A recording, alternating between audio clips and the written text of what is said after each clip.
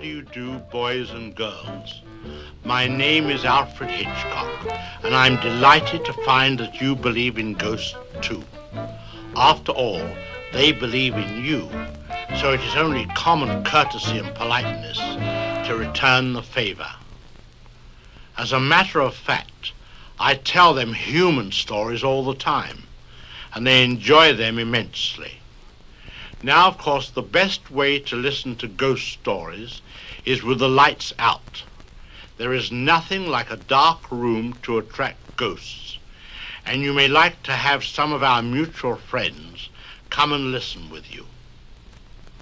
Are the lights out? Good. Doors closed and blinds drawn? Excellent.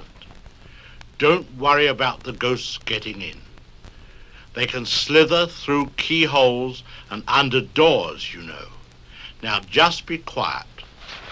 Hear that slithering? Ah, good. Now that we're all here, we can begin. First of all, let me say that I have always been curious about those things which makes the average person's blood run cold with fear and horror. But then the average person becomes upset over such simple things as a door opening, footsteps in the hall,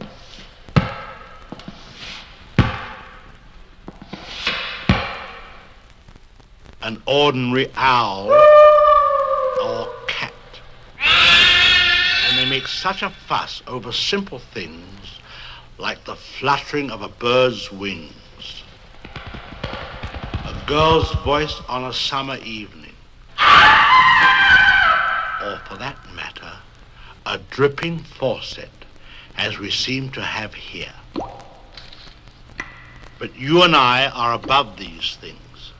However, it might be best for me to get a wrench and turn that water off completely.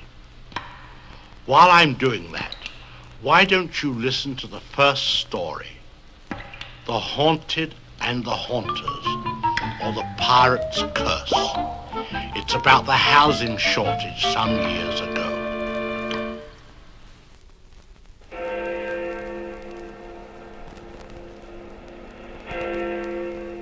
I had just arrived back in London with my family from a trip to India. It was the spring of 1894, as I recall, and the first job at hand was to find quarters for ourselves and our servant, a nice, agreeable chap named Alfred. After several days of touring the busy streets of London, I finally found a house that was unoccupied. Taking down the address of the owner, I went around to see him. He was delighted to see me, much too delighted, in fact. He said he would let me use the house rent-free for an entire year if I could move in immediately. Poor fellow had the idea the place was haunted. For my part, I was delighted and made plans to stay there that very night. I was pleased to find that Alfred was willing to join me in the little adventure. I sent him on ahead and ran around to our hotel to notify my wife of our good fortune and tell her I was spending the night in our new house. I reached the house, knocked, and my servant Alfred opened the door. He lit a candle, and we went to the rooms we were to occupy for the night. My bedroom was the largest. The four-poster bed was opposite the fireplace, and Alfred soon had a fire burning bright and clear. A door communicated with the small room that Alfred was to occupy, which had no other exit but that door leading to my bedroom. In the bureau, which rested near the bed, I found an old silk kerchief, a few odds and ends of female dress, and two faded letters tied round with a narrow ribbon of pale yellow. While I read them, Alfred opened a small box and removed a revolver and a dagger which I had ordered him to bring. One could never tell. Each letter consisted of one line. The first stated, "What's done can't be undone," and the second, "There's nothing against you unless the dead could come to life." In a shaky female hand had been written, "They can." It was then that I noticed on the outside envelope the words, "Lost at Sea." I laid the letters on a table in the center of the room, stirred up the crackling fire, picked up a volume of Dickens, and read quietly enough until about 11:30. I told Alfred he might retire to his room. A few moments before midnight, I felt a sudden draught of cold air pass by my cheek. I fancied the door to my right had got open, but no, it was closed. I then looked to the left and saw the flame of the candles flicker violently. I sprang up and seized the revolver and the dagger. Then I heard 3 slow, loud, distinct knocks at the head of my bed. Suddenly, Alfred ran from his room. If ever I saw horror in the human face, it was then. He gasped in a hollow whisper that scarcely seemed to come from his lips. "Run! Run! It is after me!" He ran to the landing and down the stairs, taking several at a time. In a moment I heard the street door open and slam shut. I was alone in the haunted house. Then I saw it. How shall I tell you what it was like? It was a darkness, shaping itself forth from the air in very undefined outline. I cannot say it was a human form, and yet it had more resemblance to a human form than anything else. As it stood, its dimensions seemed gigantic, the summit nearly reaching the ceiling. As I stared, I thought that I distinguished 2 eyes looking down on me from the boiling air. I tried to speak, but could not. I could only think to myself, is this fear? Is this fear? I tried to move, but could not. I felt as if I were weighted down by an irresistible force. Opposed to my will was another, far superior. My fear now became horror, horror that no words can convey. Still, I retained pride. And if not pride, then courage. For in my mind I said, this is horror, but it is not fear. Unless I fear, I cannot be harmed. With a great deal of effort, I reached my hand out toward the dagger on the table. But as I did, I felt a strange shock on my arm and shoulder, and I was powerless. And now the light slowly began to wane from the candles. The same was happening with the fire. In a moment, the room was in utter darkness, and my terror reached a climax.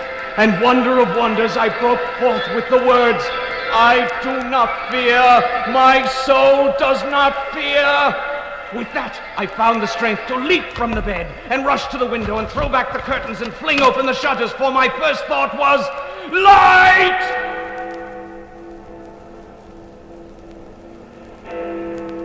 As the bright moonlight flooded into the room, I felt a joy that almost compensated for the previous terror. Then came the same measured knocks I had heard before.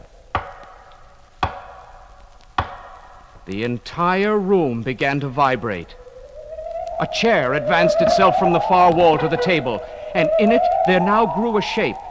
It was that of a young woman with long blonde hair which she was combing. And as she combed, she looked at the door to the landing as if waiting. The shadow on the far wall seemed to grow darker and darker. It also seemed to be waiting.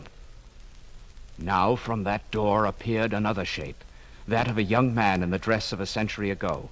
He moved toward the young woman, and as he did, the great shadow struck, boiling down over the two. There was a soft chuckling sound.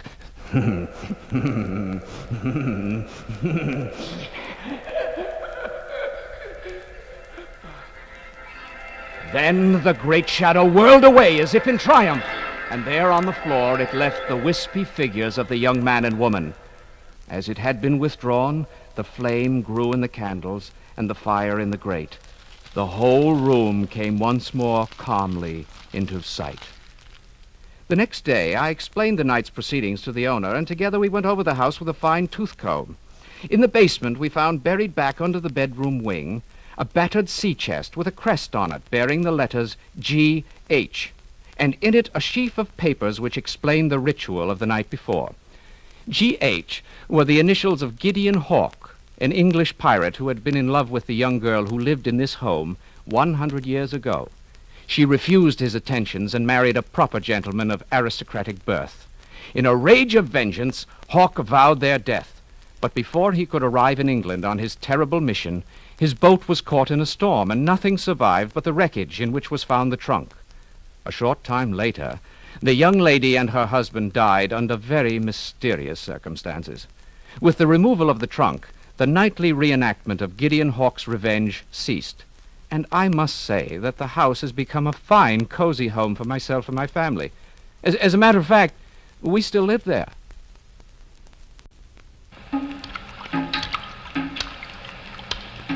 As you can tell, I didn't manage to find a wrench, but I did find a pail, which is just as well as the drain pipe is quite clogged and rusty.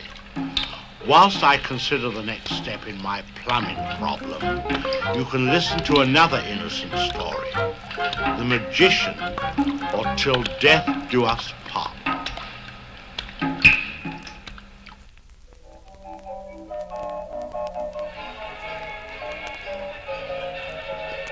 It was hard to imagine why Jenny thought the magician in the circus attractive. He had large, bulging eyes, a high-domed forehead, and a thin slit of a mouth which twitched slightly all the time. But, dressed in his top hat and wearing a red silk lined cape, he was everything a poor romantic little farm girl could ask for, especially a little farm girl whose life was one dreary day of drudgery after another. Perhaps it was the strange, hypnotic feeling she had when he said, "Jenny, eh? What a pretty name. What a pretty girl.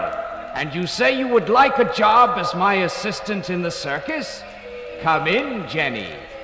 She stepped into his wagon and looked about, and was so entranced by what she saw that she was only dimly aware of the door swinging shut and the lock clicking behind her. The room was filled with strange things. A bat bobbing in a large jar of alcohol. Pictures of strange creatures with 5 legs and 6 eyes. On the walls, strangely colored charts of the sun and the stars. The windows draped with a thick purple gauze. A mummified cat baring its teeth. And huddled on an old bent chair in one corner was a young girl of about her own age. "I was just talking to Esmeralda here," said the magician.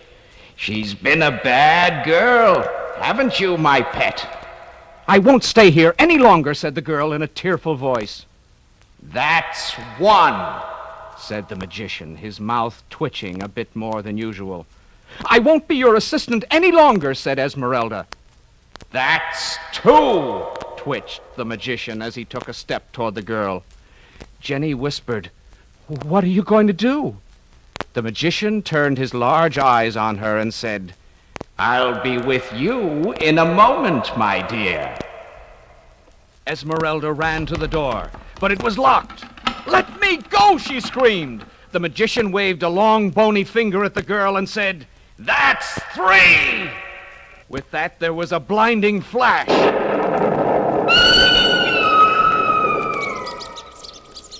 Jenny looked, and there, where a moment before stood a pretty young girl, was a squeaking white mouse. The magician pounced on the mouse and chuckled. He picked it up and walked to a small closet. He opened the door and took out a cage that was filled with white mice. He dropped Esmeralda in the cage and put it away. He turned and moved toward Jenny. "And now, my dear, what was it you were saying?" he said. Jenny ran to the door and started to hammer at it with her fists. She turned and said, "You terrible, horrible man doing such an awful thing. I wouldn't be your assistant if you were the last magician on earth." The magician shook his finger at her, smiled, and said quietly, "That's 1."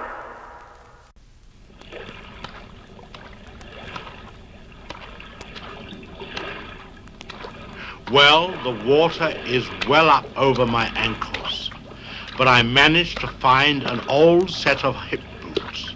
At least the rugs and floors here will get a good washing down. Now here's a story called Johnny takes a dare, or the more the merrier. The best thing about the new house they were building down by the woods at the other end of town was that there wasn't any watchman. You know how cool it is to play in a house that's being built? All that sand and all those wooden beams over the cellar that you can walk tightrope on? The kind of playing that it's a good thing parents don't know anything about, because if they did, they'd have a fit. Well, it all happened on a Saturday in the summertime, the time of year when you have dinner and still have a few hours of daylight left to play in.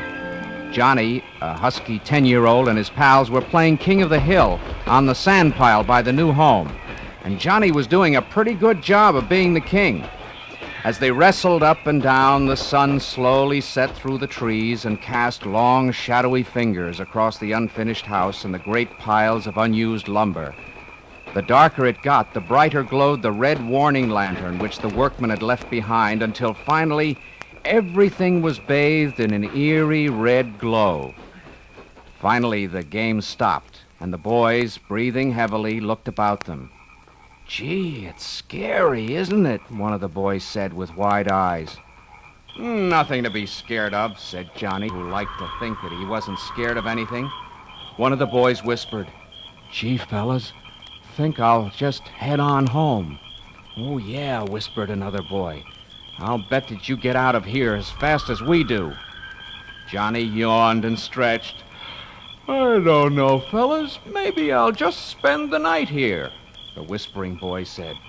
"Go on. I just dare you to."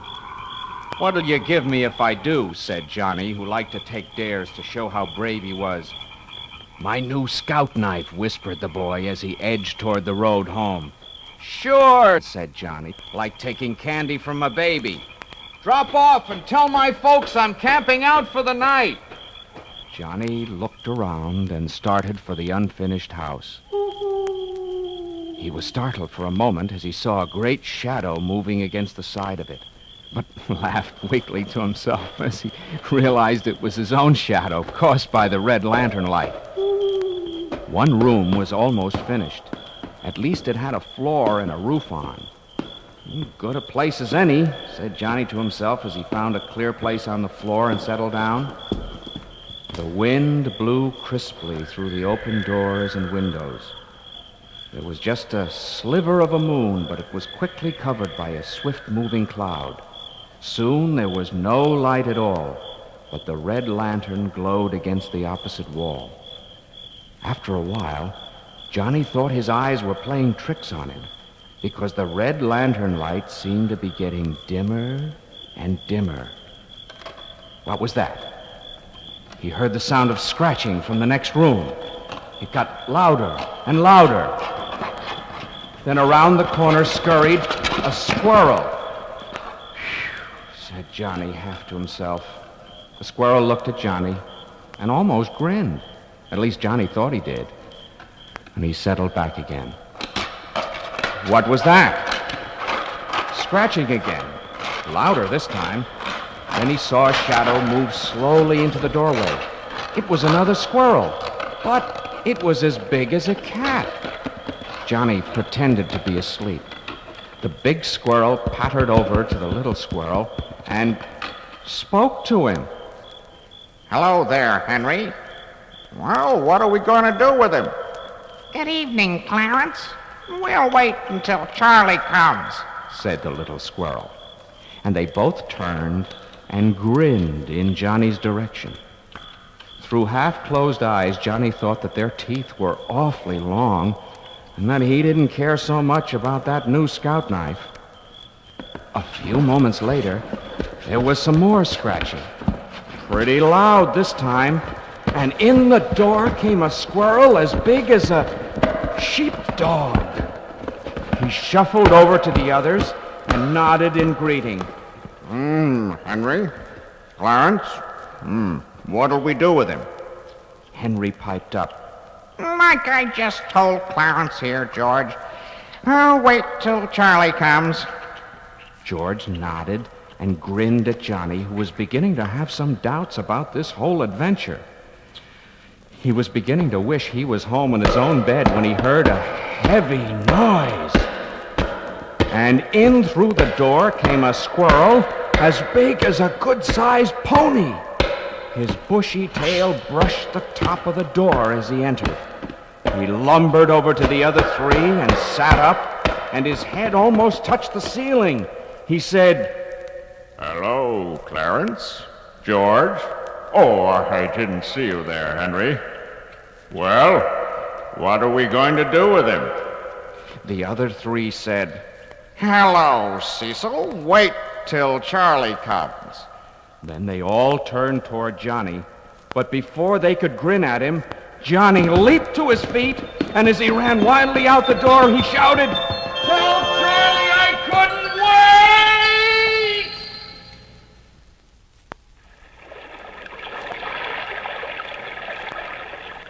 I managed to find the most marvelous chair. It floats beautifully. And you really mustn't worry a bit about all this. We English are a seafaring people, you know. I just must be careful not to tip over, which reminds me it's time for you to tip over this record.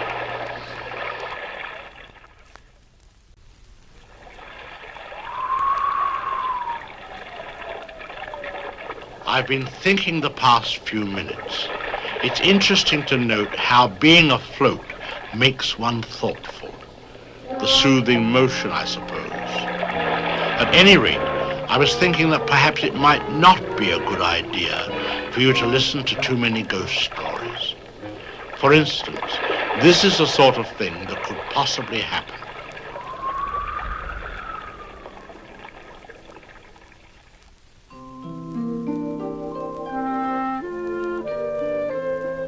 Mr. Nuttall was a very nervous man. He had been undergoing treatment for several years now, and as he had an independent income and no need to work, he spent a great deal of his time in visits to friends and relatives. Before his nervous condition had come about, he had been an almost total recluse, spending a great deal of time raising mushrooms in his damp cellar and reading a large number of books. As a consequence, his visits to see relations consisted of meeting a large group of comparative strangers. It was in the early fall of the year when he knocked on the door of the Sappleton residence. He was ushered in by a very dignified 10-year-old girl who asked him to have a seat and told him that her aunt would be down shortly. She sat for a moment glancing at a large, strangely bound book, then looked up at Mr. Nuttall. Do you know many of the people around here?" she asked. "Hardly a soul," said Mr. Nuttall. "Then you know practically nothing about my aunt," said the girl. Mr. Nuttall admitted he knew only her name and address. The young girl smiled sympathetically. "Her great tragedy happened just 3 years ago." "Tragedy?" inquired the nervous Mr. Nuttall. The girl pointed to the French windows leading to the lawn. "You may wonder why we keep that window open in the fall of the year." "Oh, it is quite warm for this time of the year," said Mr. Nuttall, shifting in his chair. "But has that window got anything to do with the tragedy?"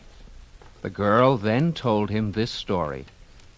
Out through that window 3 years ago this very day, her husband and her 2 younger brothers went off for a day's hunting in the woods you can see there.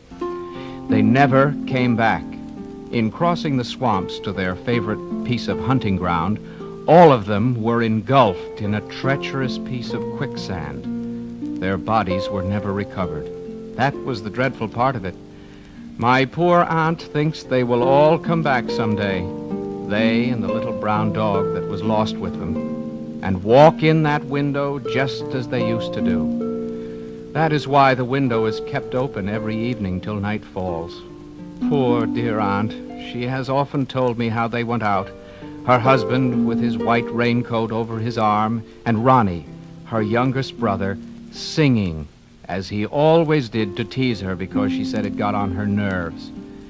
Do you know that sometimes on still, quiet evenings like this, I almost get the creepy feeling that they will all walk in through that window. Mr. Nuttall, shuddered and was relieved when the aunt bustled into the room with a whirl of apologies for being late and making her appearance. "I hope Vera has been amusing you," she said. "She's been very interesting," said Mr. Nuttall, glancing in the direction of the open window. The long shadows of the late afternoon made the distant trees even gloomier, he thought. "I do hope you don't mind the open window," said the aunt in a brisk voice. "My husband and brothers will be home shortly from hunting, and they always come in this way. They've been out in the marshland today, so they'll make a fine mess on my poor carpets." "So like you men folks, isn't it?" She prattled on cheerfully about the hunting and the scarcity of birds and the prospects for duck in the winter. To Mr. Nuttall, it was all purely horrible. He made a desperate but not too successful attempt to turn the talk to a less ghastly topic, but he was conscious that his hostess was not giving him a great deal of her attention. Her eyes were constantly straying past him to the open window. He thought it was an unfortunate coincidence that he should have paid his visit on this tragic anniversary. He cleared his throat nervously and tried once more to capture the attention of his hostess. The doctors agree in ordering me complete rest, an absence of mental excitement, and the avoidance of anything in the way of physical exercise. On the matter of diet, they are not so much in agreement." "No?" said the aunt. Then she suddenly brightened into alert attention. "Here they are at last, and just in time for tea. Don't they look as if they're muddy up to the eyes?" Mr. Nuttall shivered slightly and turned toward the little girl to give her a smile of sympathy. The child was staring out through the open window with dazed horror in her eyes. In the chill shock of nameless fear, Mr. Nuttall swung around and looked in the same direction. In the deepening twilight, 3 figures were walking across the lawn toward the window. They all carried guns under their arms, and one of them carried a muddy white raincoat. A tired brown spaniel was close at their heels. Noiselessly they neared the house, and then Mr. Nuttall heard... "Do you ken John Peel in his coat of grey? Do you ken John Peel at the break of day with the fox and the hounds in the morning?"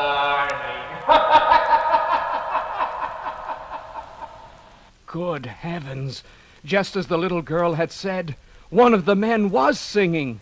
Mr. Nuttall grabbed wildly for his hat and coat and dove for the front door. Flinging it open, he ran down the path, tried to jump the hedges, tripped and fell down. He picked himself up and with one terrified look back at the house, ran down the road toward the railroad station.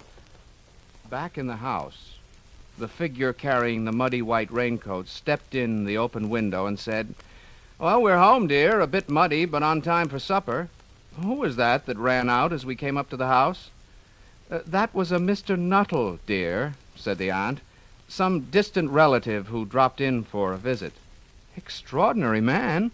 All he seemed to talk about was his illness, and when he saw you coming, dashed off without saying a word. I don't know what to make of it."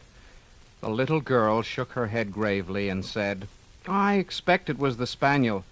Mr. Nuttall has a horror of dogs. He was telling me just before you came down that once he was chased into a cemetery by a pack of wild dogs and had to spend the night in a newly dug grave with the creatures snarling and grinning and foaming just above him." "Oh, why, the poor man," said her aunt. "One would have thought he had seen a ghost." The little girl smiled sweetly.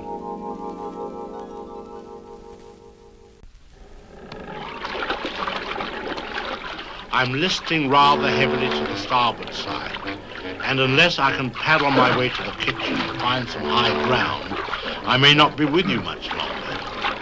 Well, at any rate, whilst I attempt this intricate naval maneuver, here's a story about a man named Sam Preston, which I refer to as the Helpful Hitchhiker. You probably never heard of Sam Preston. I didn't till one rainy night in spring a couple of years back. I was barreling along Highway 6 into the foothills of the Rockies in a 30-ton diesel carrying about 20 tons of high-octane gasoline. It was pretty windy, too, as I recall. But even though the visibility was not so good, I had to make time on account of that flat I had outside Omaha. Almost midnight, and I wanted to get to a diner and get some coffee because I needed it pretty bad. I was having trouble staying awake. I've been doing these long hauls for about 15 years now, but I never made this route. Anyway, I'm doing about 50 and staring at the white line in the highway, and the rain is splashing off the windshield, and the wipers are going lickety-split. And then I saw him. Now, I'm not one to pick up hitchhikers. You never know. Might be a hijacker. Besides, we got orders not to. I got a glimpse of him as I went by, and what the devil, here's an old guy out in the storm and no raincoat, and it's a good 10 miles to anywhere. So I hit the brakes hard, and I could feel all that gasoline sloshing around in the big tank piling up the weight behind me. But I pumped the brakes till I stopped and then waited for him to catch up.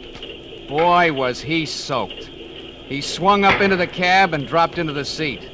"Thanks, fella," he said. "Here," I said, and I handed him a towel that I always keep handy for washing and shaving. Before I even asked him, he tells me he was out walking and got caught in a storm. Wasn't going far, he said, but every little bit helps. Seemed like a gentle old guy, gray hair and all.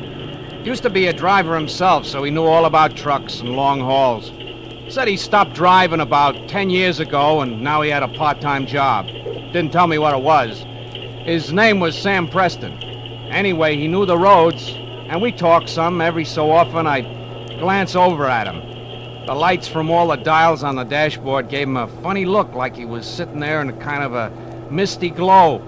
And his voice was like a whisper that somehow cut through the noise of the motor.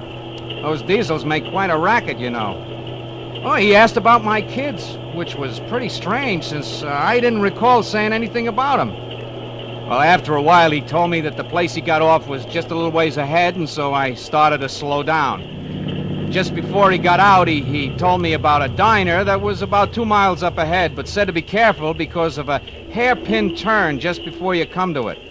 The curve was not so bad, but this time of year there might be rock slides, especially with all the rain. He jumped out and thanked me, and I leaned over to the other side of the cab to thank him for the tip, but I couldn't see him. And just like that, he was gone. I didn't see any houses. So about 10 minutes later, I ran into that hairpin turn, and it was a good thing I was taking it easy, because there in the road ahead was a great big rock slide, just like Sam said there might be. I left the lights on, and I jumped out. The truck couldn't get by, and I'd have to call the main office.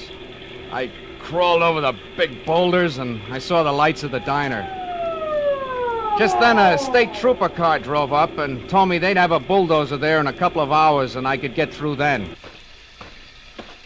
So I went over to the diner. I made the call, and the dispatcher was pretty nasty. I was pretty nasty back, too, because all I could think of was 20 tons of gasoline exploding and me in the middle of it. Nothing to do now but wait. I sat down for some coffee and told the guy behind the counter all about it. I told him that if it hadn't been for Sam Preston hitchhiking, I might look something like those hamburgers he was frying up. The counterman dropped a fork, and he looked at me. "Who?" he said. "Sam Preston," I said. "Lives around here someplace. Maybe you know him. Used to be a truck driver." "Yeah, that's right," said the counterman. Sam Preston was a truck driver. About 10 years ago, he was caught in a rock slide out there about where your truck is standing. He was killed.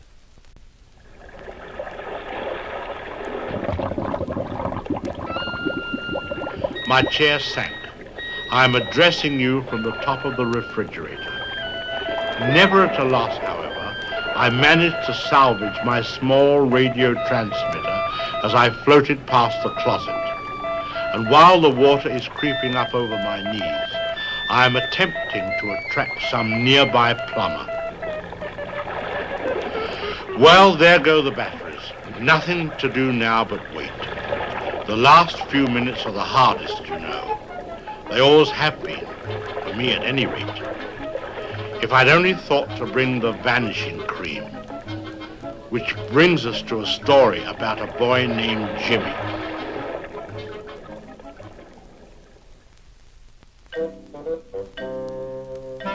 Jimmy knew all about the haunted house.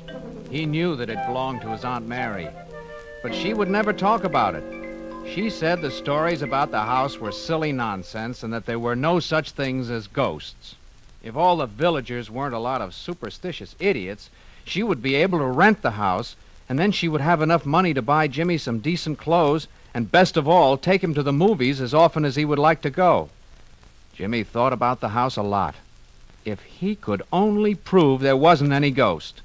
And so one Saturday morning when his aunt was in the village, Jimmy took the key to the haunted house and started out. Nothing to be scared of, he told himself. Ghosts aren't around in the daytime. But when he pushed through the dark, gloomy path and looked at those blank, dusty windows, he wasn't so sure.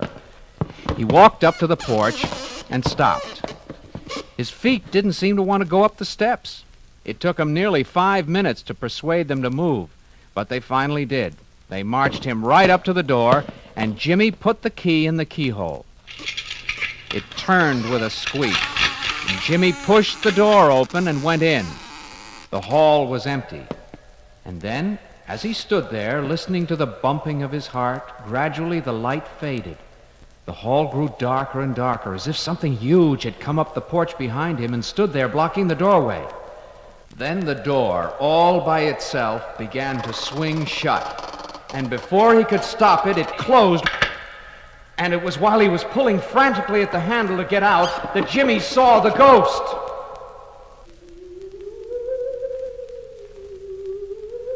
It was a tall, dim, white figure, and it came gliding slowly down the stairs towards him.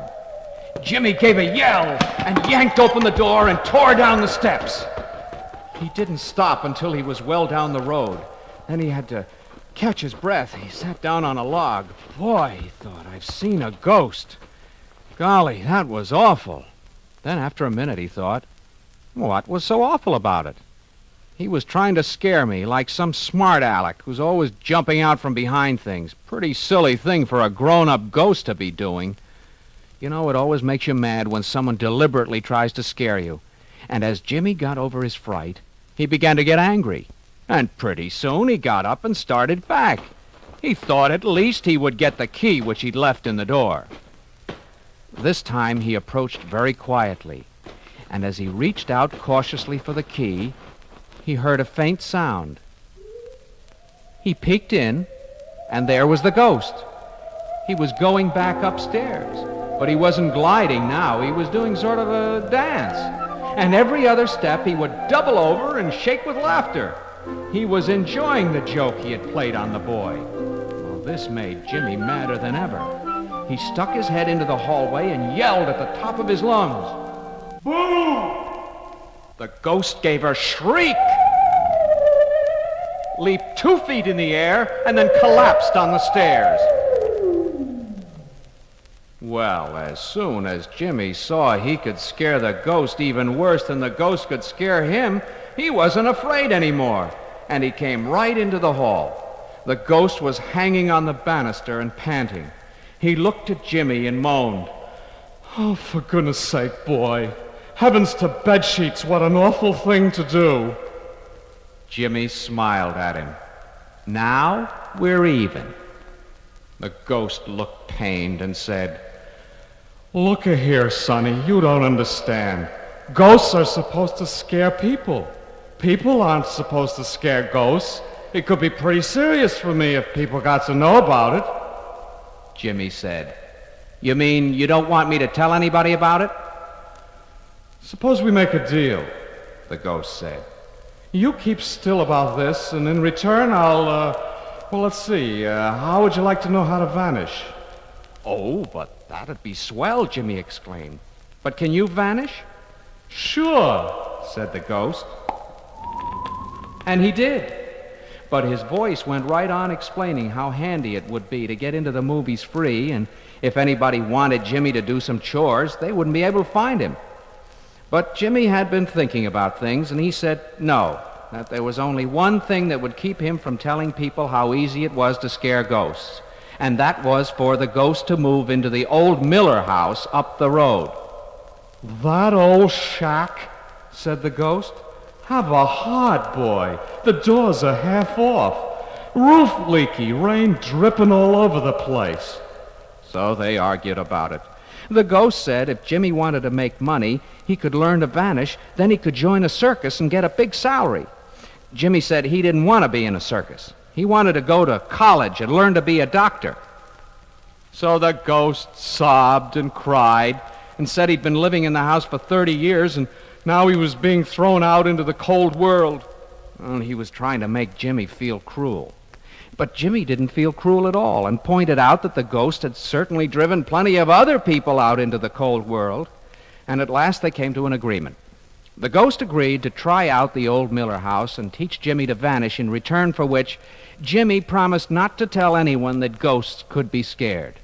So Jimmy's aunt cleaned up the house and rented it to some nice people and bought Jimmy some new clothes and took him to the movies. But every Saturday morning, Jimmy went up to the old Miller house for his vanishing lessons. It is really quite easy when you know how. And after only a few weeks, he could flicker.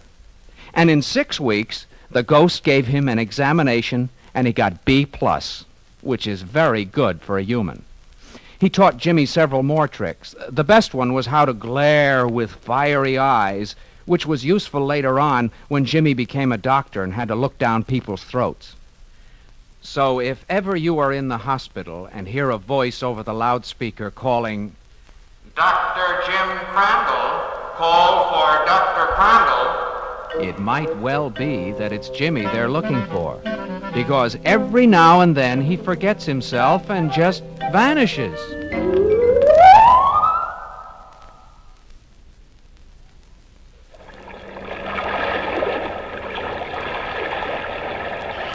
It's a good thing to know if ever you are staring into the darkness and you see something staring back, simply say, boo, and it will go away.